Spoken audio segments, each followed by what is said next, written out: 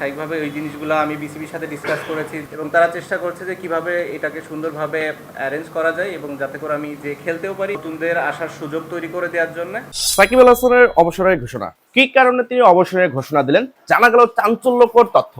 এ নিয়ে রয়েছে ক্রিকেট প্রেমীদের মধ্যে নানা জল্পনা কল্পনা। চলুন জেনে নেওয়া যাক। 6 মাস 1 বছর পরে যদি কখনো মনে করে বিসিবি যে হ্যাঁ না, এখানে টি20তে আমার কন্ট্রিবিউট করার একটা সুযোগ আছে, আমি পারফর্ম করছি এবং ফিট আছি, দেন আমরা ডিসাইড করতে পারি। সাকিব আল হাসান কি কারণে অবসর ঘোষণা করলেন? শেখ হাসিনা সরকারের পতনের পর সংসদ সদস্য পদ হারিয়েছেন সাকিব আল হাসান। তার বিরুদ্ধে রয়েছে নানা হত্যা মামলা। সর্বশেষ শেয়ার বাজার কারসাজির অভিযোগ এনে 50 লাখ টাকা জরিমানা করা হয়েছে সাকিবকে।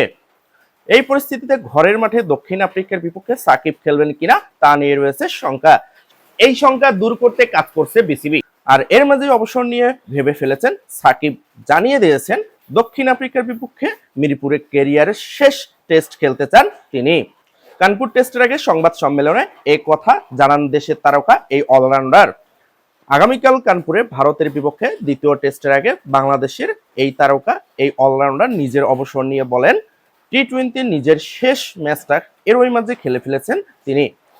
টেস্ট ক্রিকেটের বিদায়টা তিনি নেবেন ঘরের মাটি থেকেই। অক্টোবর দক্ষিণ আফ্রিকা সিরিজে শেষবার বাংলাদেশের হয়ে সাদা পোশাকে দেখা যাবে সাকিব আল হাসানকে। অবসরের কথা জানিয়ে সাকিব প্রেস কনফারেন্সে বলেন, আমার মনে হয় টি20তে আমি আমার শেষ ম্যাচ খেলে ফেলেছি। মিরপুর টেস্টে দক্ষিণ আফ্রিকার বিপক্ষে খেলতে পারলে সেটি হবে আমার শেষ টেস্ট। তবে টি20 ও টেস্ট ক্রিকেট ছাড়লেও আসন্ন চ্যাম্পিয়ন্স ট্রফিতে খেলার আগ্রহের কথা জানিয়েছেন সাকিব। তবে তার আগে দেশের মাটিতে টেস্টে অবসর বলেছেন তিনি। দেন আমরা ডিসাইড করতে পারি, বাট অ্যাট দিস মোমেন্ট আমি নিজেকে অন্তত টি20তে দেখছি না। আর সাউথ আফ্রিকা যেহেতু টেস্ট সিরিজ, আমার ইচ্ছা আছে যে লাস্ট সিরিজ হওয়ার। সো বেসিক্যালি আপনারা বলতে পারেন যে মোটামুটি 2টা ফরম্যাটে আমি আমার শেষটা অন্তত দেখছি।